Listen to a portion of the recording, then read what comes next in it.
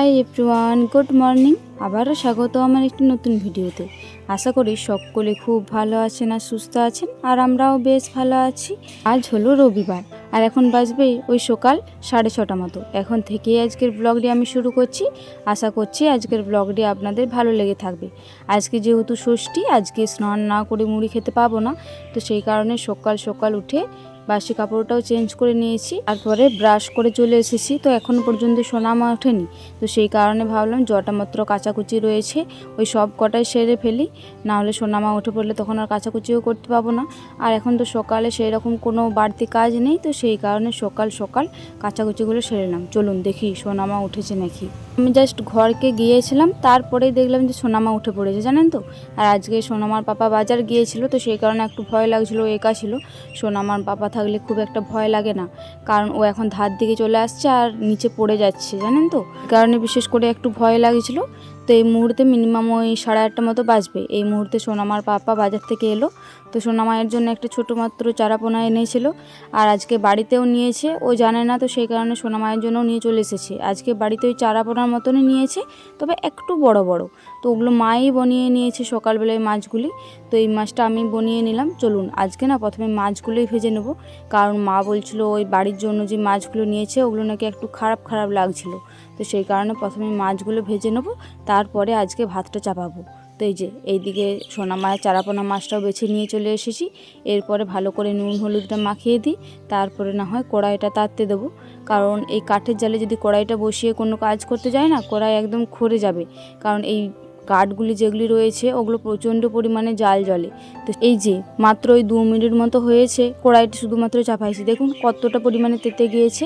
আপনারা হয়তো তেলটা দেওয়ার সঙ্গে সঙ্গেই বুঝতে পারবেন যে একটু সে ফেনা ফেনা ভাব হচ্ছিল। যদি কড়াই তেতে দেওয়ার পরে তেলটা দেওয়া হয় ওই রকমই একটা ভাব লাগে। আমি সোনামায়ের চারাপোনা মাছটি আর জটা মাত্র লেঁজা ছিল ওই সব কটাই দিয়ে দিয়েছি। এই যে এই মুহূর্তে এই দিকটা ভালোভাবে হয়ে গিয়েছে, আর এক প্লেট উল্টে ফেলি। ভাবলাম সোনামায়ের চারাপোনা মাছটা আর একটু কাঁচা কাঁচা রাখবো, কিন্তু ওই যে বললাম না তেলটা এতটাই জোরে চলে এসেছিলো, মানে কাঁচা কাঁচা রাখা যাচ্ছিল না আর খরে যাচ্ছিলো। তো আর বেশিক্ষণ রাখবো না, এরপরে ওই পিঠটাও খরে যাবে, জানেন তো। সব কটাই তুলে নিই, আজকে যেহেতু টাটকা ঝোল হবে এগুলোর, তো সেই কারণে এগুলো আর বেশি ভাজবো না। এরপরে যে চিকাগুলি ভাজবো এগুলো একটু বেশি খরিয়ে ভাজবো, কারণ মা বলছিল আজকে খুব একটা বেশি কেউ খাবে না। আজকে আমি আর সোনামার পাপা আর সোনামা তো খাবো না, আমাদের এক জায়গায় নিমন্ত্রণ রয়েছে, ওটা আপনারা একটু পরেই জানতে পাবেন কোথায় রয়েছে। তাহলে ঠাকুমাও তো ভাত খাই না বলতে গেলে চলে, আর মা বাবা দাদা ভাই আর দিদি ভাই, আর আমরা তো আর রাত্রে কেউ খাবো না। আমি মা দিদি ভাই ঠাকুমা আমরা তো সকলেই মুড়ি খাবো রাত্রে, আজকে যেহেতু ষষ্ঠী। তো সেই কারণে বিশেষ করে মা বললো কতগুলো মাছ একটু খড়িয়ে ভাজবি, কারণ ওগুলো কাল পর্যন্ত চলবে, কালকে ঝাল দিয়ে আরে যা কিছু করে নেবো। তো সব কটাই মাছ ভাজা কমপ্লিট হয়ে গিয়েছে। এই শেষকালে জটা মুড়ো ছিল, সব কটা মুড়োই দিয়ে দিয়েছিলাম। ওই যে বললাম না চারাপোনা থেকে একটু বড় বড় মাছগুলো, আপনারা হয়তো এই মুড়োগুলোর সাইজটা দেখেই বুঝতে পারবেন যে কতটা বড় বড় মাছগুলো। তো যাই হোক, আমার মাছ ছাকা পুরোটাই কমপ্লিট হয়ে গিয়েছে। এবারে মাছ ছাকা তেলটা একটু অল্প পরিমাণে কেটে রাখি, কারণ ওই যে মাছের তেলটি রয়েছে ওইটি ভাজবো, তো তো সেই কারণে এতটা তেলেতে আর দেওয়া যাবে না। এই যে এই অল্প পরিমাণে তেলেই দেবো। তো আপনারা হয়তো ভাববেন যে এই অল্প পরিমাণে তেলেই হয়ে যাবে। সত্যি কথা বলতে মাছের তেলে এমনিতেই তেল থাকে, এই অল্প পরিমাণে তেল দিলে মাছের তেলটা বেশ ভালো ভাজা যায়।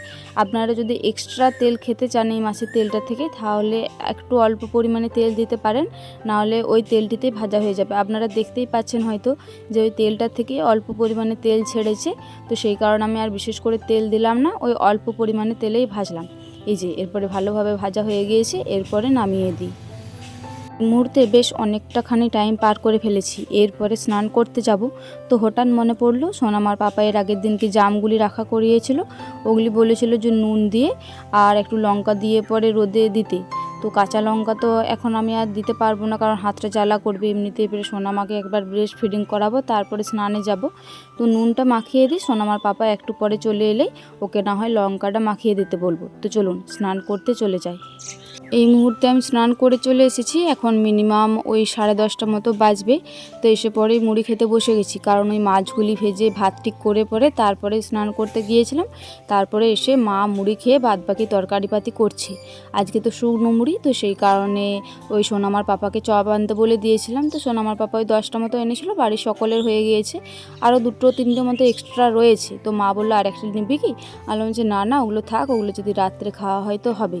আর 2টো চপ খেলে এমনিতেই যা গরম, আরও প্রচণ্ড পরিমাণে গ্যাস্ট্রিক হয়ে যাবে। একটা চপ, শসা, কাঁচা লঙ্কা, চা দিয়েই কমপ্লিট করলাম। মামা বাড়িতে খেতে যাব। তো সোনা মায়ের পাপার শাশুড়ি মা, মানে আমার বাপের বাড়ি মা নেই, তো সেই কারণে আমার গ্রামেই মাসিমণির বাড়ি।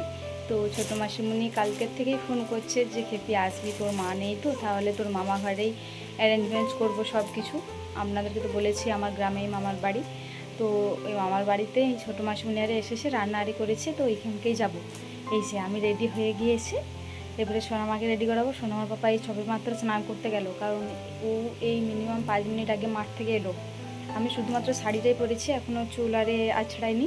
তো সোনামাকে আগে রেডি করাই, কারণ ও উঠে পড়েছে, ওকে আগে রেডি করিয়ে নিই, তারপরে আমি রেডি হয়ে যাবো বাদ বাকিটা।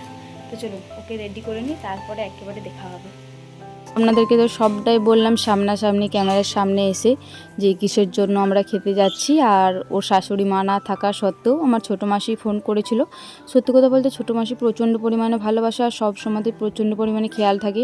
মা আর যদি না থাকে, যদি কোনো ওকেশন আরে হয়, সত্যি কথা বলতে সোনামার পাপাকে সব কিছুতেই বলে। আর এই যে জামাটা দেখছেন, এটি নতুন জামা, জানেন তো, ওর মেজো মিমি দিয়েছিল। তো এই জামাটাই ভাবছি আজকে সোনামাকে পরিয়ে নিয়ে যাব। একটু বড় বড় হবে, তবে বেশ ভালো লাগবে। এই মুহূর্তে ওই মিনিমাম 1টা 15-20 মতো বাজবে। এই মুহূর্তে আমরা বেরিয়ে পড়েছি মামা বাড়ির উদ্দেশ্যে।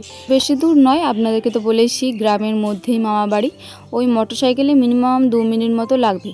ওই তো আমাদের বাড়ির থেকে আমাদের বাপের বাড়ি, তারপরে আমাদের বাপের বাড়ির থেকে এই সোজা রাস্তাটা চলে গেলেই মামা বাড়ি। দেখবেন সোনামা আজকে আবার সামনে বসেছি, কি পাকা, একদম আমার কাছে বসতে ইচ্ছা করছিল না, শুধু ওই সামনে চাপবো করছিল। তোর বাবা বললো কিচ্ছু হবে না, আমাকে দাও না, আমি সামনে চাপিয়ে নেবো। তো ওই যে দূরে হলুদ বাড়িটা দেখতে পাচ্ছেন, ওইটাই হচ্ছে আমাদের মামা বাড়ি। তো ওই মাটির দালান দুটো মিশিয়েই আমাদের মামার বাড়িটা। এই যে মামা বাড়িকে চলেও এসেছি। তো চলুন এরপরে ভিতরকে যাওয়া যাক, সোনামাকে নামিয়ে নিই। আসুন না, আসবেন না কি গো, আসবেন না। তো এসে পরেই দিদা আমাদেরকে মিষ্টি দিয়ে দিল। আর সত্যি কথা বলতে এই মিষ্টিটা সব থেকে আমার ফেভারিট মিষ্টি, এই মতিচুরের মিষ্টিটা। ওই কালো মিষ্টিটা সোনামায়ের পাপার ফেভারিট, আর এইটি হচ্ছে আমার ফেভারিট। তো দিদা বলছিল যে খেপিকে একটু দেবো, তো আমি বললাম যে না না, ওই কালোগুলি দাও না, আমি না হয় এই মতিচুরটাই একটু অল্প পরিমাণে দিচ্ছি, কারণ ওই কালোটা না একবার দিয়ে দেখেছিলাম, ও একটু বমি বমি ভাব করছিল। তো সেই কারণে কালোটা দিতে বারণ করলাম। আমি ওই যে মতিচুর লাড্ডুটি খাচ্ছিলাম, ওইটাই দিচ্ছিলাম। আপনারা হয়তো ওই দৃষ্টিতে খেয়াল করবেন, সোনামার পাপা ওই কালোটাই নিয়েছে, মতিচুর লাড্ডুটা নেয়নি। ওইটাও ওর ফেভারিট। তো সব থেকে ফেভারিট হচ্ছে ওই কালো জাম মিষ্টিটি। তো যাই হোক, সোনামা দেখুন কি সুন্দর তাবলিয়ে খাচ্ছে। তো প্রথমে যেটা দিয়েছিলাম ওইটি খাওয়া কমপ্লিট হয়ে গিয়েছে, আরও একবার দিলাম, ওইটি বেশ ভালো মতনই এনজয় করে খাচ্ছে।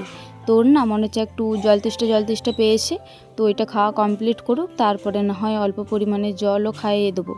ওইদিকে মাসিমণি ডাকছে, বলছে খেপি এদিকে একবার আয়, সোনুর জন্য না হয় বাথটা ভালো করে সাজিয়ে দে। তো চলুন মাসিমণির কাছকে যাওয়া যাক, সোনামা এদিকে থাক। ওই যে মাসিমণির কাছকে গিয়েছিলাম, পাত সাজানোও হয়ে গিয়েছে। তো সোনামার পাপা যখন খেতে বসেছিল তখন আর ভিডিও ক্লিপটা নিতে পারিনি, কিভাবে পাত সাজিয়েছি না সাজিয়েছি, কারণ তখন আমি সোনামাকে ব্রেস্ট ফিডিং করাতে গিয়েছিলাম, কারণ ও কান্নাকাটি করছিল, ও সবাইকে দেখে না খুব একটা চিনতে পারছিল না। তো এই যে এইদিকে সোনামার পাপা বসেছে, আর ওইদিকে মেসোমশাই আর দাদা ভাই দুজনে মিলে বসেছে। আর এই যে এইদিকে আমাকেও দিয়ে দিয়েছে। খুব একটা বেশি তরকারিপাতি করেনি, জানেন তো, সিম্পলের মধ্যে খুব সুন্দর রান্না করেছে। আর এই সব থেকে ভালো লেগেছে এই মাংস রান্নাটা। বললো যে দাদা ভাই করেছে, আমি ভাবলাম হয়তো মাসিমণি বলেছে না না, তোর দাদাই নাকি রান্নাটা করেছে, রিচ করেনি, হালকা পাতলা করেছে। আর মাংসগুলো এত সুন্দর সেদ্ধ হয়েছে, দাঁড়ান দেখাচ্ছি আপনাদেরকে। এই যে দেখুন, একটুকু প্রেস করতেই মানে একদম পুরো ভেঙে যাচ্ছে, মানে দারুণ সেদ্ধ হয়েছে, দারুণ। এই যে এরপরে আম পাকাও দিয়ে দিল। তো মিষ্টি দই আম পাকা সকলেই দিচ্ছিলো। আমার পেটটা এতটাই ভরে গিয়েছে, মাংস ঝোলটা এতটাই ভালো লাগছিলো, সত্যি কথা বলতে আজকে অনেকগুলোই ভাত খেয়েছি। ওইদিকে সোনামার পাপা দই আর আম পাকা নিয়েছে, ও মিষ্টিটা নেয়নি। 8টে মতো পিস আম পাকা দিয়েছিল, আমি শুধুমাত্র এই একটা মতোই নিয়েছি। খাওয়া দাওয়ার পরে সকলে বসে বসে গল্প করছিলাম। দাদাভাই বললো কোল্ড ড্রিঙ্কসটা আছে, ভুলেই তো গিয়েছিলাম। তো আমি বললাম যে ভালোই হয়েছে নে, খাওয়ার পরেই কোল্ড ড্রিঙ্কসটা খেতে হয়, মনে পড়ে যে ভালোই হয়েছে। তবে কোল্ড ড্রিঙ্কসটা না একটু গরম হয়ে গিয়েছিলো, তো সেই কারণে আমি খেতে পাচ্ছি। না হলে এই 7 আপ আমার খুব একটা পছন্দের নয়, আমার মাজাটাই সব থেকে ফেভারিট। তো একটু গরম হয়ে গিয়েছিলো বলে খেতে পারলাম। বাবু বাবু বাবু কে পার্সেল এসেছে? হ্যাঁ এই তো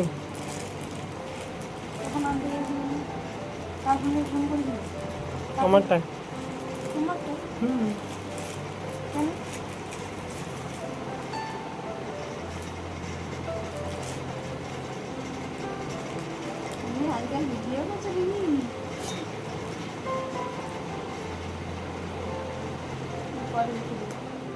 আমার ভাগ্যটা হয়তো অনেকটাই ভালো ছিল যে এই পার্সেলটা এসেছে।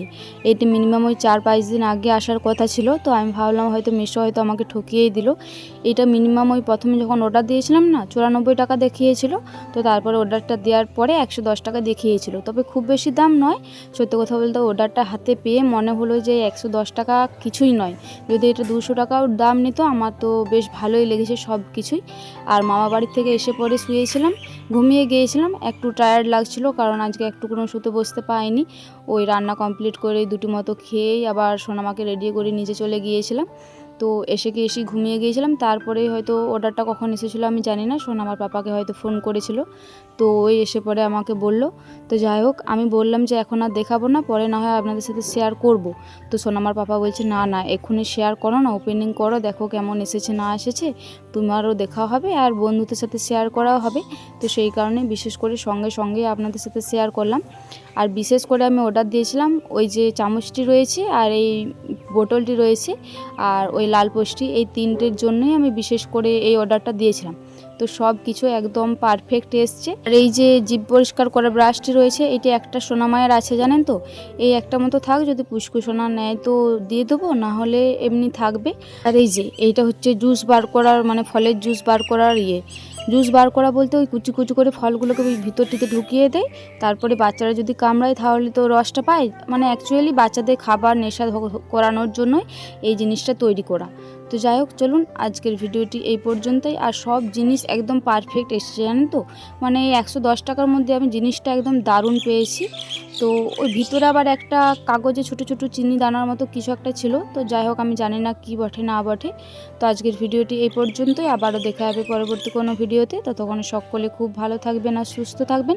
আর আজকের ভিডিওটি ভালো লেগে থাকলে একটি লাইক, কমেন্ট, শেয়ার আর সাবস্ক্রাইব করে ছোট্ট চ্যানেলটির পাশে থাকবেন।